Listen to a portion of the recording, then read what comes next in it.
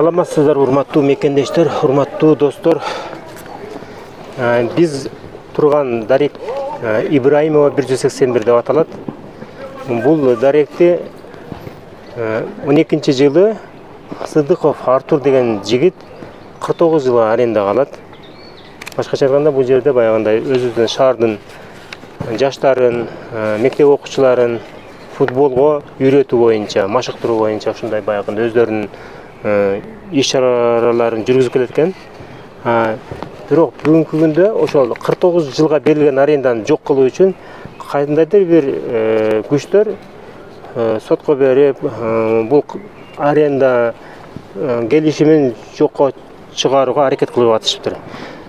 Ушул боюнча маалыматты юрист эжекебиз Галия Конокбаева өзү кененирээк айтып берсе, бул эжекебиз кыргызча жакшы билбегенине байланыштуу орусча айтып берсем деп атат да. Анда эмесе сөздүн кезеги сизде. Добрый вечер. В силу того, что судебные разбирательства проходят на русском языке, скажем так, на официальном, поэтому я буду пояснять все на официальном языке, на русском. В 2012 году на основании постановления мэрии товариществу собственников жилья, ТСЖ, буду говорить, ТСЖ «Горный ручей», был выделен земельный участок на праве долевой частной собственности, земельный участок Горному ручью. Далее протоколом собрания, на котором присутствовали практически около 100 человек, единогласно было решено выбрать Сыдыкова Артура Дигитовича, доверенным лицом которого я являюсь. Значит, протоколом предоставили право и даже обязали, чтобы на ТСЖ «Горный ручей» он оформил все правоустанавливающие и правоудостоверяющие документы. Что он и сделал. То есть по протоколу и по собранию жильцов было решено, что Сыдыков Артур Дигитович после оформления документов на ТСЖ будет арендатором части земельного участка. То есть после того, как прошли регистрация государственного акта, регистрация правоустанавливающего документа на ТСЖ «Горный ручей», этим же протоколом собрания жильцов в аренду отдают этот земельный участок. Далее были проплачены обговоренная сумма, миллион, где была она выплачена в 2 траншах по 500 тысяч. То есть со стороны арендодателя и арендатора договорные обязательства, которые были оформлены в 2012 году, они пришли как бы к своему логическому концу. Но однако на сегодняшний день ТСЖ «Горный ручей» решил так, что он не знал про эти правоустанавливающие документы, он не знал, что Сыдыков оформляет все через госрегистр.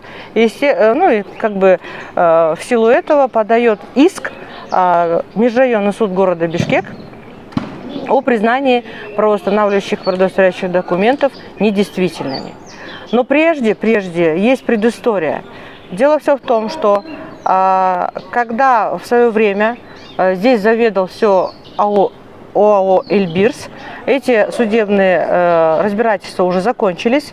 Основной госакт, выданный госрегистром на Эльбирс, признан недействительным. Сейчас оспариваются последующие договора купли-продажи на 5-6 участков.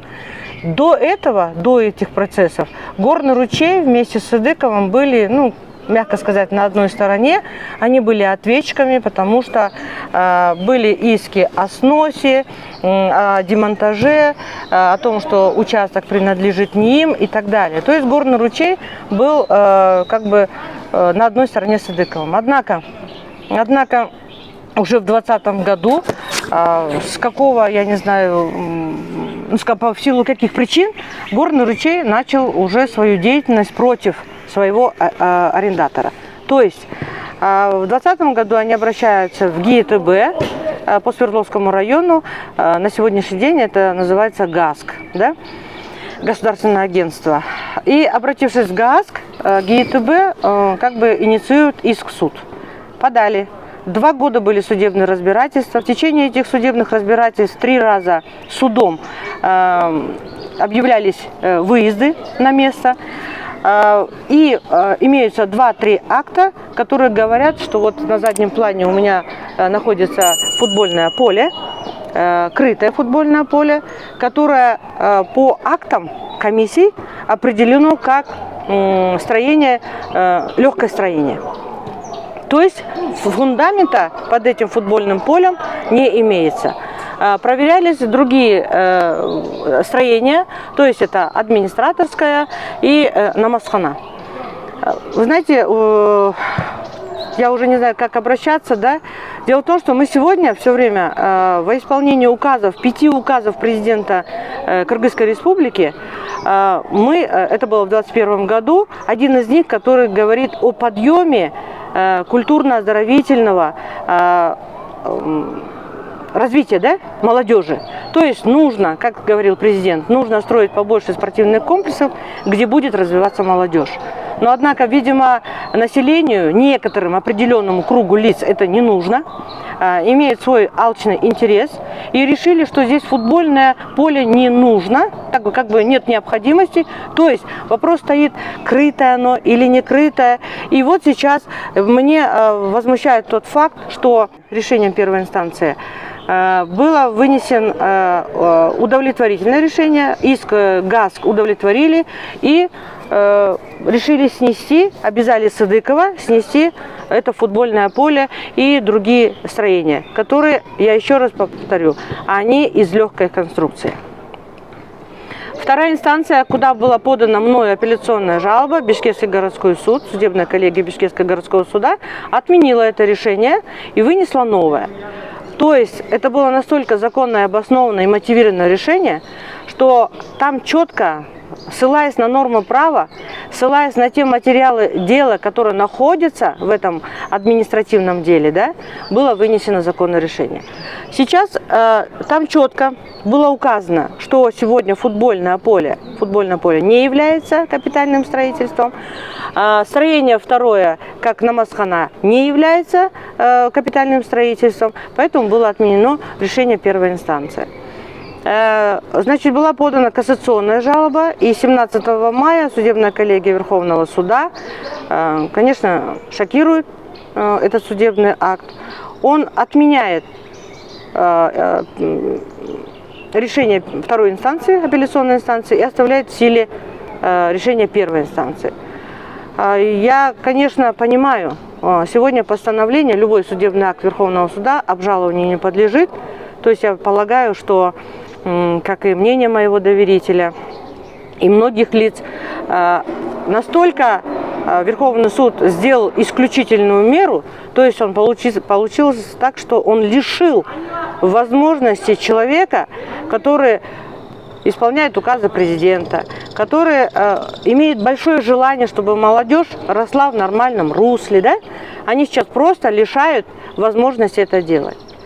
И мы сейчас, естественно, после постановления Верховного суда остались как бы в таком положении, что сейчас ничего сделать не можем. Но, однако, конечно, сейчас ведет большая работа по восстановлению этого права.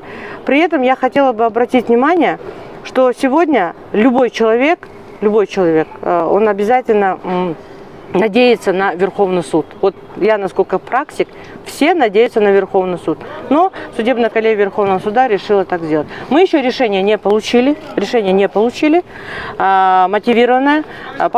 Получить должны буквально завтра-послезавтра. Мы его, естественно, изучим, дадим свою оценку и будем продолжать деятельность по оспариванию, скажем так. Это уже будет или вновь открывшись, или по новым обстоятельствам, это уже мы посмотрим, да, дадим анализ этому. Я бы хотела сказать и обратить внимание, что сегодня еще один процесс идет. Межрайонный суд города Бишкек обратился к ГАСК, я уже прежде говорила об этом, по заявлению жителей ТСЖ «Горный ручей». О чем они говорят? Им отказали по срокам, то есть ТСЖ «Горный ручей», как истец, не смог восстановить срок. Почему? Потому что правоустанавливающие документы и правоустанавливающие документы – это договор аренды, это удостоверение временного пользования на 49 лет. Оно было выдано в 13-12 годах, и сейчас срок был пропущен. То есть представитель ТСЖ «Горный ручей» не смог предоставить в виде доказательной базы суду, каким образом его нарушено право и почему он об этом праве узнал якобы сегодня. Мною были предоставлены в судебное заседание документы. В первую очередь это протокол общего собрания ТСЖ «Горный ручей», где, еще раз повторюсь, около 100 с лишним человек подписались под тем, что действительно будет арендатор Сыдыков, действительно будет сооружение в виде спортивного комплекса, открытое оно будет или открытое будет, нигде ни в каком документе не обозначивалось. На сегодняшний день ТСЖ «Горный ручей» говорит о том, что вы знаете, я другого слова никак не смогу найти, как лицемерие. У нас есть факты, о котором мы говорим, показываем все необходимые документы, но сегодня ТСЖ «Горный ручей», который чуть ли не с 2014 года стоит на стороне арендатора, к сегодняшнему дню, к 2023 году, к 2022 году, говорит о том, что они первый раз знают о появлении вот этих документов. Да? Вот сегодня договор аренды, временное удостоверение. Я считаю, что это... У вас временное удостоверение вот это выдано, да? Когда это? В 2012 году, да? Да, в 2013 году. В 2013 году было выдано, регистрацию прошел как документ. И я хотела бы обратить внимание, что это удостоверение было выдано на условиях аренды Сыдыкову Артуру Адигитовичу для строительства здания, сооружений, коммуникаций, предназначенных для здоровья и спорта. Оно не предназначено для строительства сауны, для строительства какого-то торгового центра и так далее. Для строительства спортивных... Для здоровья и спорта. То есть это что говорит? Это катки, это футбольные поля, это теннисные... они так называют, да, для тенниса. То есть это все для спорта, это для молодежи. Но при этом сейчас вопрос не стоит, для чего. Вопрос стоит, почему? Почему дали? И почему он выстроил вот именно вот это сооружение? Да потому что целевое назначение этой земли, целевое назначение, он его не нарушал. Сыдыков аренду платит до сих пор, арендную плату. Сегодня вот до сих пор, вот сейчас вот дети, молодежь играются в футбол, чему мы должны радоваться, он не нарушил ничьи права. Но тем не менее Горный ручей решил таким образом, то есть создавая необоснованные иски, создает ситуацию, чтобы сейчас лишить вообще права моего доверителя быть арендатором, быть тем человеком, который поднимает уровень молодежи. Аннулировать договора, которые назначены на 49 лет. Совершенно верно. Договор аренды 2012 года и удостоверение на праве временного пользования 2013 года. Может быть, у них какие-нибудь интересы есть? Может быть, здесь построить, сейчас как раз вот золотой квадрат, да? И тут, если построить жилые дома, они много тысячные этого, как миллионы, может быть, вы знаете, дома, которые $1 000 000, например. Да, я сейчас скажу. Дело в том, что вот при этой сегодняшней истории есть предыстория. Потому что эта земля ранее якобы принадлежала ОАО «Эльбирс». То есть, вот когда с Эльбирсом воевали, скажем так, я другого слова не нахожу, ТСЖ был на стороне арендатора. То есть, каким образом, какой интерес, это только у них сейчас в голове. Что происходит у них там, я не знаю. Но, тем не менее, Горный ручей решил, что сегодня Сыдыков использует эту землю не по назначению. То есть, целевое назначение нарушено. Какое будет дальнейшее, снос будет, уберутся все эти здания, скажем так, и сооружения. Что будет дальше, если честно, я не знаю. Но я одно только знаю, что сейчас... определенный круг лиц, это Эльбирс, это гражданка Долбыш, это Айдаровы и так далее, которые здесь находятся на праве собственности, земельные участки есть. То есть они сейчас собрались в один круг и любыми путями, причем, я не знаю, как вы распознаете это слово, любыми путями собираются исключить, скажем, там из арендаторов Сыдыкова, моего доверителя. Все делается возможное. Я просто почему говорю, сегодня встает вопрос. Их не интересует, что тут это молодежь играет в футбол, или каким-то спортивными занятиями занимается или нет? Да, ТСЖ Горный ручей в зале судебного заседания, да, в судебных процессах говорит о том, что даже при договоренности о том, что в один из дней будут здесь играть дети, это настолько некрасиво, я скажу так, что в субботу и воскресенье здесь у меня имеется список, и именно по списку здесь, там около 40 детей здесь играют в футбол. В субботу, воскресенье. Вот он список, я могу показать, ну, правда, уже, наверное, не видно будет, но тем не менее, вот он список. Он меняется, он каждый раз меняется, обновляется, но дети практически несколько лет одни и те же. И вот даже сейчас слышим, как дети играют в футбол. Я сейчас про постановление Верховного суда ничего не могу сказать. Я считаю, что оно не обосновано, оно незаконно. Что там уже укажет в этом судебном акте, мы уже будем анализировать, давать оценку только после того, как его получим. Мы получить должны его сегодня-завтра. Далее хотелось бы сказать о том, что у нас сегодня легализацию права никто не отменял. Человек получает, если участок на праве частной собственности, да, под строительство индивидуально жилого дома, то тогда ему дается возможность строиться. То есть сегодня времянку поставить, завтра большой дом построить и так далее. Также Сыдыков, легализуя свое право, он в 2014 году, вот я вам покажу, в 2014 году он обращается в Бишкек главархитектуру, то есть это сразу после того, как он зарегистрировал свое право. Обращается и получает заключение, архитектурно-техническое заключение. Такое же заключение он получил в 2020 году. Да, вопрос будет мне сейчас задан, и сразу, может быть, и зрители скажут, а что делал вперед. С 2012 года были судебные процессы. То есть это было препятствием, учинением препятствием, чтобы Сыдыков с нормальными возможностями до конца оформил документы. Но этого возможности не было. Тем не менее, в 2020 году он обращается опять в Бишкек главархитектуры и получает уже АПУ. Сегодня опять мне могут уже зрители задать вопрос, что АПУ это не просто научный документ. Я соглашусь, я не спорю с этим, но это же говорит о том, что человек идет на то, чтобы реализовать свое право как арендатора. Что он и делает. То есть на сегодняшний день в Бишкек главархитектуры получено письмо, что у вас есть наличие судебных разбирательств, и мы вам не выдадим. Нам сейчас до сих пор не выдают. Почему? Но я не могу понять, почему мы не можем сослаться на норму закона, той же Бишкек главархитектуры, где есть запрет, наличие судебных процессов не дает возможности какому-либо гражданину или юридическому лицу получить разрешительные документы на тот или иной объект. Ну, нет такого закона. Тем более сейчас, конечно, сейчас уже судебное решение вынесено, обжалованию не подлежит, но тем не менее у нас еще есть возможность. Мы намерены, мы сейчас будем работать до конца, и все-таки будут официальные документы, будет это независимая экспертиза, будет ли это государственная экспертиза, мы готовы на все, чтобы действительно определить, что это футбольное поле не является капитальным строительством.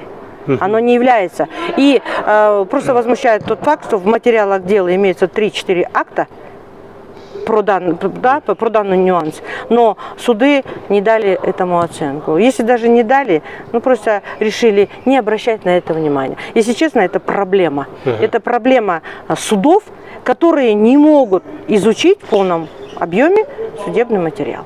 Сизге рахмат, Галия Хунукбаевна. Чындыгында бул жерде президентибиз өзү деле футболго кызыгып, керек болсо футбол федерациясынын президентин бул жака чакырып, что бизде Кыргызстанда келечекте мыкты футбол командалары чыгат деп өзү мындай мотивация берип атат да. Тем более мына жерде азыр жаштар, мына жерде көрүп жатабыз, футбол ойноп, аябай күн сайын мына жерде эртеден кечке чейин футбол ойношот да. Ким билет, мүмкүн ушул жерден мыкты Кыргызстандын мыкты спортчулары, чемпиондору чыгат деп футбол боюнчачы. Ошого эме бул ТСЖнын интересине караганда биздин жаштардын футбол ойноо кызыкчылыгы көбүрөөк артыраак деп ойлойм да мен. Бул жагындагы биздин сот бийлиги туура чечип чыгарып берет деген ойдобуз эми. Фундамент жок, временный конструкция болот. Убактылуу курулган. Капитальный строение эмес.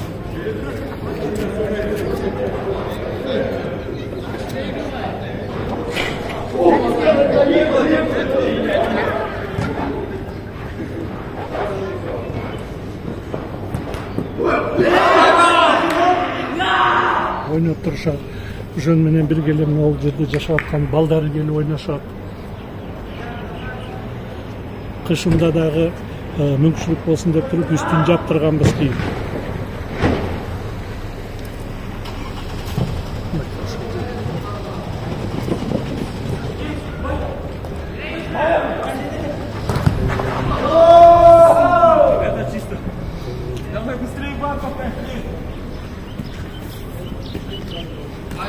Ondan кейін ешқандай времени да қандай жоқ.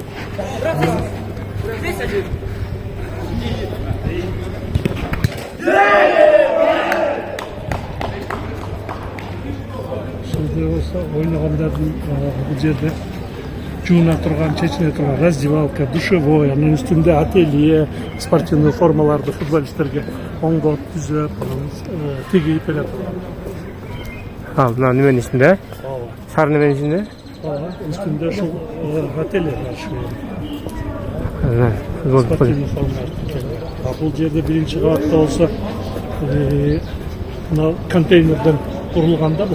Башмак, вот он контейнер, вот он, это железка, этот весь контейнер, раздевалка, которую они собираются сносить.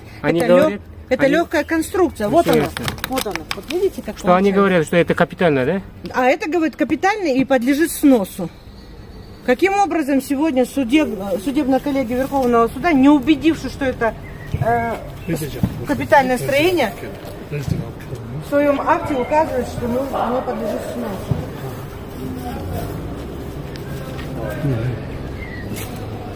Я так полагаю, что если есть я полагаю так, что если есть футбольное поле, это говорит о том, что когда занимаются, им нужно принять душ. Им нужна раздевалка. У нас на сегодняшний день больше половины населения читают намаз. Намаз это обязательно. Это о чем говорит? О правильном воспитании тех людей, которые сюда приходят заниматься. И мы сегодня говорим, что молельня, как Турдалиев назвал, молельня нам не нужна, раздевалка тоже, и футбольное поле тоже никому не нужно. Я считаю, что это абсурд полный. Вот сейчас, обратите внимание, мы сейчас идем к строению, которое называется намазхана. Намазхана, да? Да, намазхана. У нас даже сегодня в госучреждениях строятся комнатки для намазханы. Вот, это любители-футболисты, которые в определенное время, когда время намаза, они здесь читают. То есть они прочитали намаз, и идут опять играть в футбол. Что делает противозаконного по целевому назначению спорткомплекс, скажем так, да? Что делает противозаконное Садыков? Будьте добры, вы сюда можете пройти.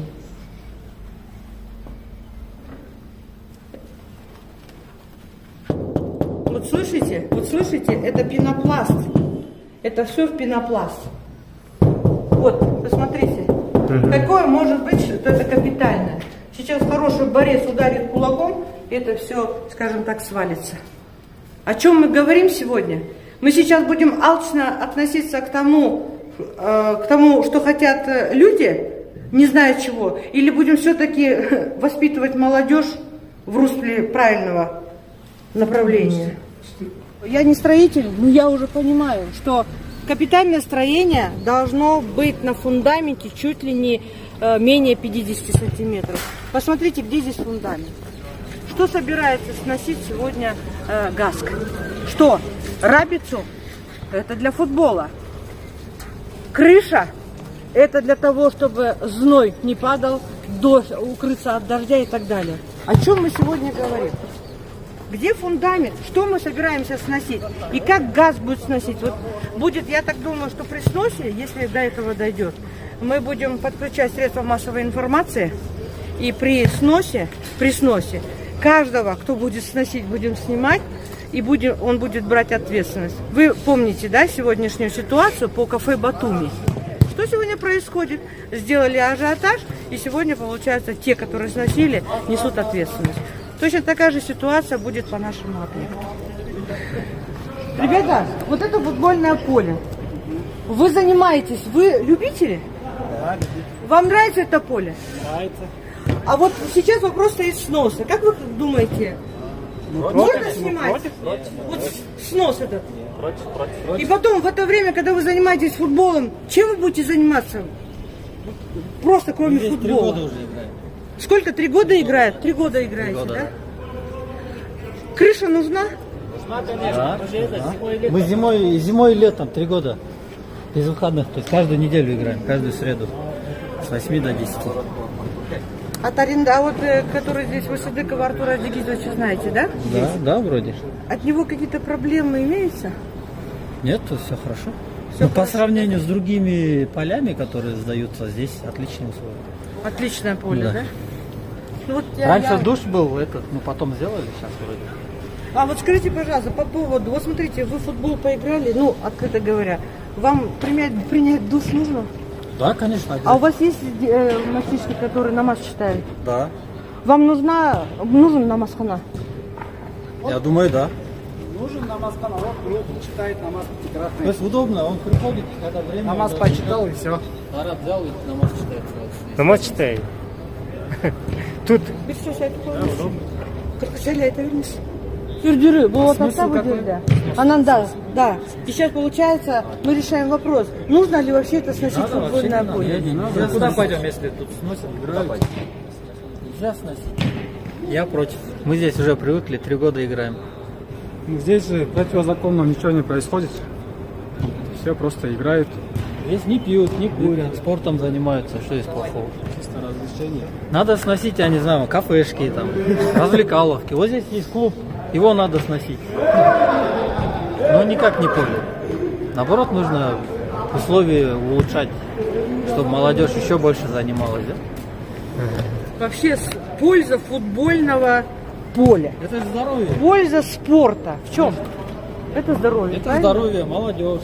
Молодежь развивается в правильном русле. Они так не курят, не пьют там. Если поля не было бы, поставили бы здесь клуб, я не знаю.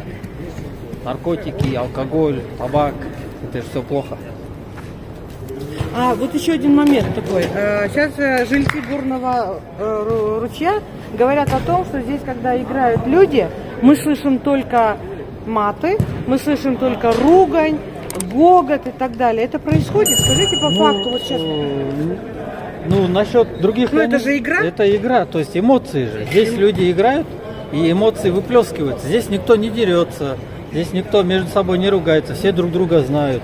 Ну, в игре, да, бывает, иногда там кто-то случайно там на ногу, да, наступил или ударил. Но это бывает, это игра. Тут рядом, тем более, мечеть. Когда, например, азан начинается, то есть мы уже, все уже на подсознании, там, никто не матерится. Те, кто намаз читает, там половина идет, намаз читает. Это хорошо. Я хотела бы обратить внимание, и у нас буквально 7 июня в 2 часа или в 2:30 будет судебное разбирательство по апелляционной жалобе ТСЖ Горнучи в Бишкекском городском суде. И я бы хотела официально обратиться в судебные органы, чтобы скрупулезно подошли к этому вопросу, дали свою правовую юридическую оценку и в правильном русле действительно решили судьбу того объекта, который приносит населению, молодежи, я уже не знаю, как населению страны, только позитив и только положительные результаты. результаты. Спасибо вам большое.